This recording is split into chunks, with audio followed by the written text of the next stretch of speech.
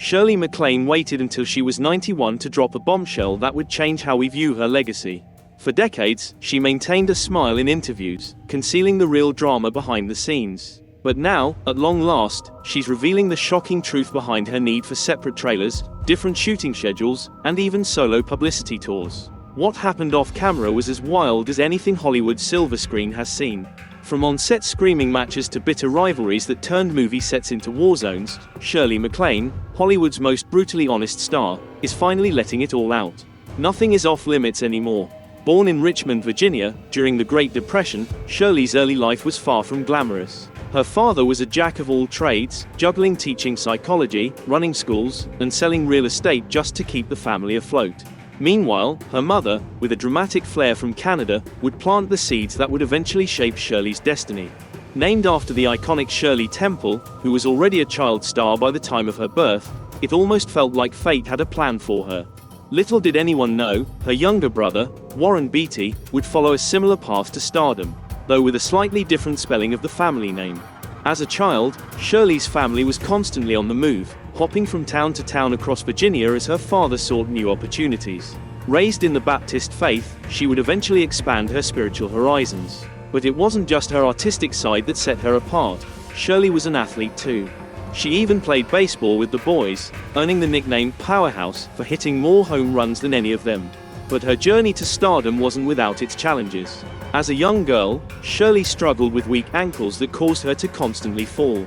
In an effort to correct this, her mother enrolled her in ballet classes. What started as a way to strengthen her body soon blossomed into a full-fledged passion.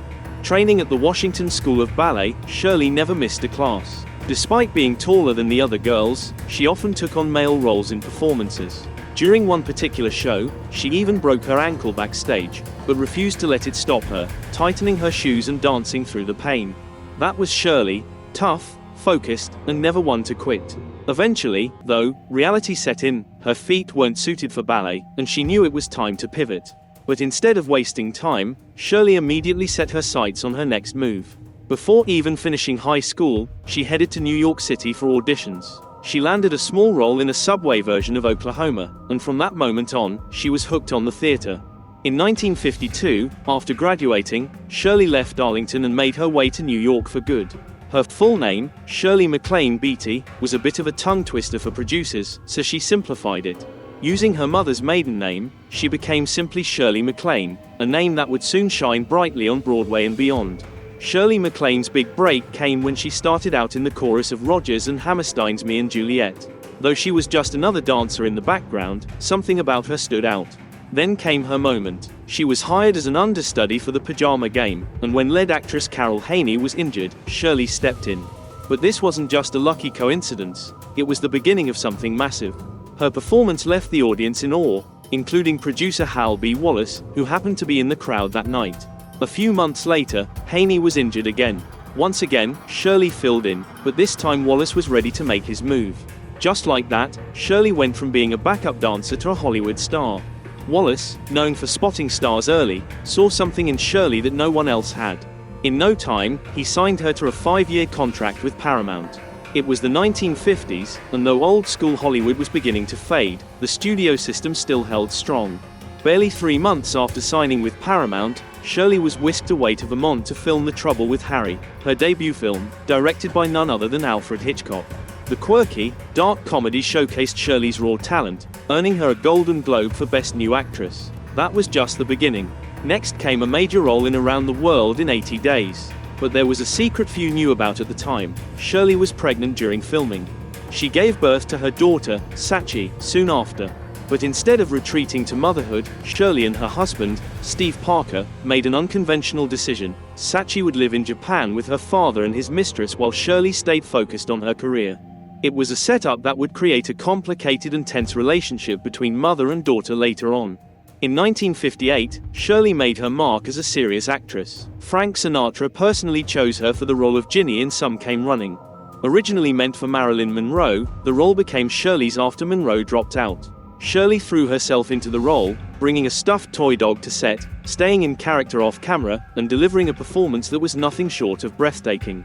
Sinatra, with his sharp eye for talent, even told the director to have her character die in the film. predicting that it would earn her an Oscar nomination. He was right. Shirley earned her first Academy Award nomination and proved she wasn't just a comedic actress. But off-screen, things weren't so glamorous. Wallace, the man who discovered her, reportedly made unwanted advances, with Shirley claiming that he once forced himself on her. Her response? She slapped him hard. She eventually sued him over contract issues, and won.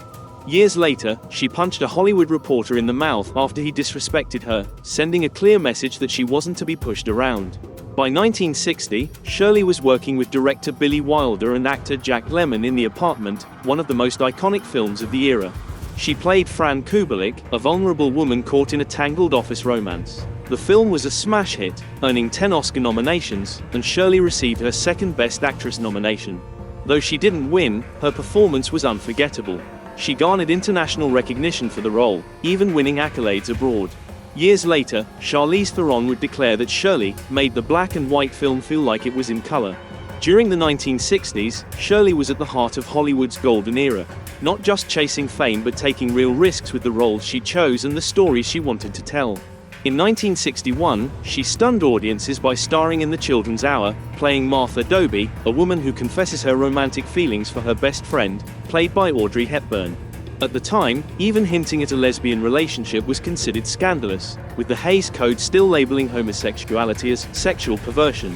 What's even more shocking is that Shirley later revealed that she and Hepburn never even discussed the film's central theme. The taboo nature of the subject was so potent that silence spoke volumes. The film ends in tragedy, with Shirley's character taking her own life, a disturbing but common theme for LGBTQ+ characters in films of that time. Yet Shirley opened a door that others were too afraid to touch, pioneering a shift in how these stories were told.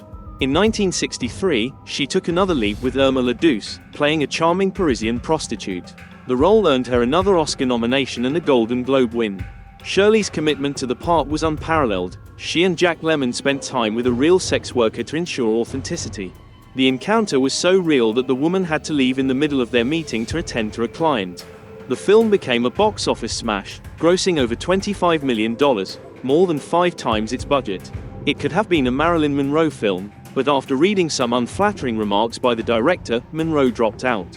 Shirley stepped in and made the role her own, proving that sometimes, taking a chance pays off. Irma La Douce even broke records in the Netherlands, where nearly a third of the country saw it. Then came Sweet Charity in 1969. Shirley didn't just star in the film, she made it happen. She pitched the idea to Universal, insisted on Bob Fosse as the director, and pulled everything together, solidifying her place as a powerhouse in Hollywood. Fosse had never directed a film before, but Shirley MacLaine trusted him completely. Years earlier, he had given her a significant break, and now, she was returning the favor. Sweet Charity was a risky project, with a massive budget of $20 million, about $150 million today. While the film didn't make a huge profit, it cemented Shirley's reputation as a fearless star willing to take chances. What's wild is that the original Broadway role had been created for Gwen Verdon, Fosse's wife. But when the studio decided they needed a bigger name, Shirley stepped in. The result? Iconic. Her performance in If My Friends Could See Me Now remains one of her most talked about moments, showcasing her dance skills honed since her earliest days in the theater. Behind the scenes, things weren't all smooth sailing. Fosse wanted to keep the film raw and gritty, but the producer pushed for something shinier. Shirley stood by Fosse through it all. Despite the challenges, her star power only grew. Throughout the 1960s, she was nominated for Golden Globes 5 times, winning 2. Studios respected her enough to back her choices, even replacing a top producer on Sweet Charity because he didn't see eye to eye with Fosse. For an actress in that era, particularly a woman, that kind of influence was rare. Shirley didn't just chase fame or money. She took time away from Hollywood to support George McGovern's presidential campaign in the early 70s. By the end of the decade, she had become one of the highest paid actresses in the industry. She was offered huge contracts, like $750,000 for a project that never even got made, equivalent to over $6 million today, just to keep her name attached to the project. Shirley MacLaine's love story with Steve Parker was anything but ordinary. They met in a Manhattan pub in 1952, and just 4 hours later, he proposed. It was impulsive, thrilling, and deeply romantic. Though they didn't marry immediately, by 1954, just as her Hollywood career was taking off, they tied the knot. But her success in the spotlight would put a strain on their relationship. Parker once told her, "If I stay in Hollywood, I'll always be Mr. MacLaine." So, in 1956, he moved to Japan to carve out his own path as a film producer, and from that point on, they lived on different continents. Still, they remained married for 28 years, maintaining what Shirley would later call her primary relationship. Their daughter, Sachi, was born that same year. For a while, they seemed like the perfect family. But Shirley was on fire in Hollywood, making 25 films in just 15 years. She starred alongside legends like Frank Sinatra, Dean Martin, and Audrey Hepburn. Staying home to be a full-time mom wasn't an option for her. Shirley was unapologetic about her career choices. She famously said that she never would have quit acting to be a full-time mom because it would have been frustrating for everyone. This mindset would shape her relationship with Sachi, and decades later, it would come back into the spotlight when Sachi told her side of the story. Their marriage was unconventional, long before open marriage became a common term. Shirley explained it simply. Steve lived in Japan, and she lived in America. They did what they wanted, but they stayed connected. Shirley had no shame about it. She openly talked about the men she had been with, actors, politicians, and even a prime minister or two. The public didn't always understand, but she didn't care. For her, that freedom was what kept their marriage going. Then, when Sachi was just 6 years old, she was sent to live full-time with her father in Japan. Shirley had her reasons: a nanny who drank, rumors of kidnapping, and a belief that Hollywood wasn't a safe environment for children. Shirley only saw Sachi during summers. At the time, Sachi claimed she never felt abandoned, but as she grew older, her perspective shifted. In her 2013 memoir, she shared how lonely and forgotten she felt at times, recounting memories of being left alone at boarding school for Christmas and being cut off from money. Shirley dismissed her daughter's account, calling the memoir mostly fiction, but the damage was done.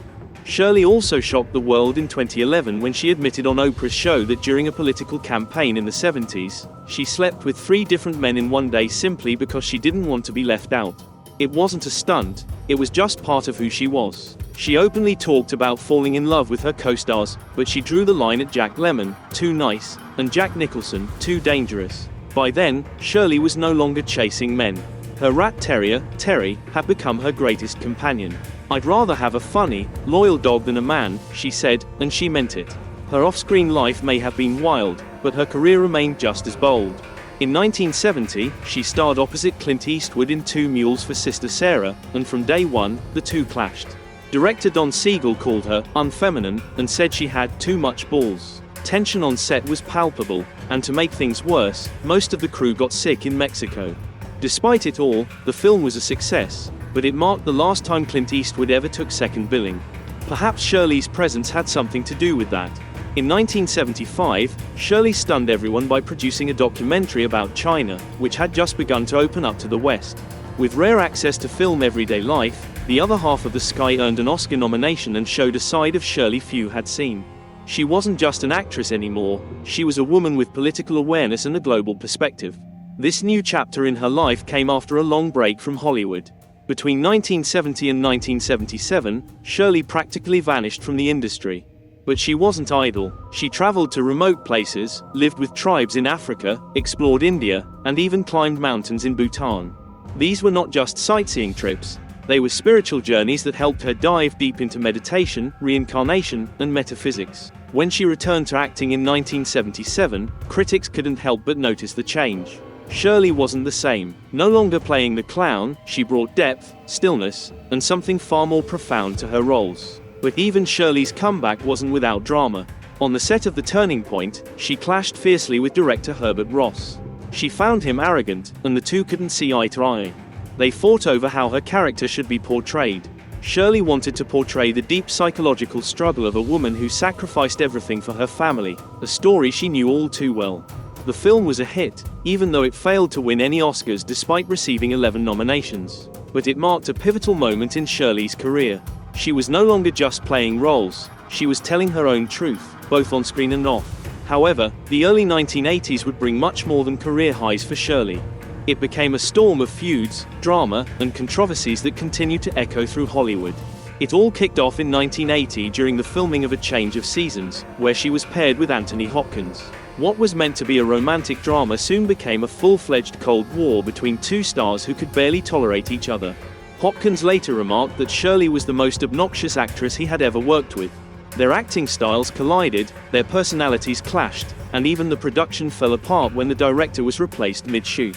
Scenes had to be scheduled to keep the two stars apart. Decades later, when asked about Hopkins, Shirley didn't hold back. "I don't like him either." But as dramatic as that was, it was nothing compared to what was about to unfold. In 1983, Shirley took on terms of endearment, and that's when the real fireworks began. Her co-star was Debra Winger, a younger, wilder actress who wasn't going to back down from a fight for screen time. From the moment they met, sparks flew. Shirley showed up to set draped in luxurious movie star fur coats, while Winger arrived in combat boots and a miniskirt. The director, James L. Brooks, didn't step in to stop the tension. He let the chaos play out, hoping it would somehow translate into chemistry on screen. And maybe it did, but off camera, the set turned into a battleground. Shouting matches became commonplace, hours were lost when neither actress would leave her trailer, and moments that seemed too outrageous to be true became part of the infamous set stories. One day, during a rehearsal, Winger turned around, lifted her skirt, and farted at Shirley. And if that wasn't shocking enough, there was the time when Winger, in a bizarre moment, licked Shirley's leg while Jack Nicholson stood frozen, unable to move. Shirley MacLaine's terms of endearment journey wasn't just a career highlight, it was a battle. Debra Winger, her co-star, would show up late just to throw Shirley off, mock her age, and stir up drama at every opportunity. When asked about it years later, Winger smirked and didn't deny it, admitting there was some truth to the stories. Then came the fight for top billing. Winger, with her hot streak, wanted her name at the top, while Shirley, with decades of experience, Oscar nominations, and a legendary career, wasn't backing down. The tension grew so intense that Paramount had to step in and broker a deal. Shirley would get top billing in the United States, and Winger would take it overseas. But the damage was done. During press junkets, they had to be kept apart, and at the premiere, the two women sat on opposite ends of the theater. Hollywood buzzed with whispers. This wasn't just a film, it was a full-blown war. However, Shirley won the final round. On April 9, 1984, both actresses sat in the same room, nominated for Best Actress. When Laurence Olivier opened the envelope and said Shirley MacLaine's name, it wasn't just an Oscar, it was a knockout punch. She walked to the stage, held up her Oscar, and boldly declared, "I deserve this." Winger, trying to smile, failed to mask the tension. Shirley threw a compliment Winger's way, calling her performance turbulent brilliance, but it landed cold, and everyone in the room could feel it. The battle was over. Shirley had won, both on screen and off. That same year, her personal life was changing too. She finalized her divorce from Steve Parker, her husband since 1954. Their marriage, which had long existed across two continents, with him in Japan and her in Hollywood, had been unconventional, to say the least. Despite the emotional distance, Shirley would later call Parker the love of her life. In 1983, Shirley did the unthinkable. She released a book that completely flipped her image. The subject, past lives, UFOs, spirits, and out-of-body experiences. The book became an instant bestseller, but it also became fodder for mockery. Letterman ridiculed her on air, and Shirley didn't hold back. She clapped back, calling him an asshole. People laughed, but they kept reading. And when ABC aired a miniseries based on the book in 1987, 30 million viewers tuned in. The show had scenes of Shirley flying to the moon, meeting aliens, and channeling spirits. Critics were baffled, audiences were split, but Shirley didn't flinch. When Larry King asked her about it, she stood firm. "It's all true." And that wasn't even the weirdest part. Shirley later revealed she had lived in Atlantis, that her ex-husband had murdered her in a past life as a Mongolian nomad, and that she was the spiritual sibling of a 35,000-year-old warrior spirit named Ramtha. Carl Sagan called it nonsense. But Shirley, she kept going, unapologetic and fearless. Despite her bold spiritual explorations, Shirley's personal life told a different, more heartbreaking story. Her daughter, Sachi, was just 2 years old when she was sent to live with her father in Japan.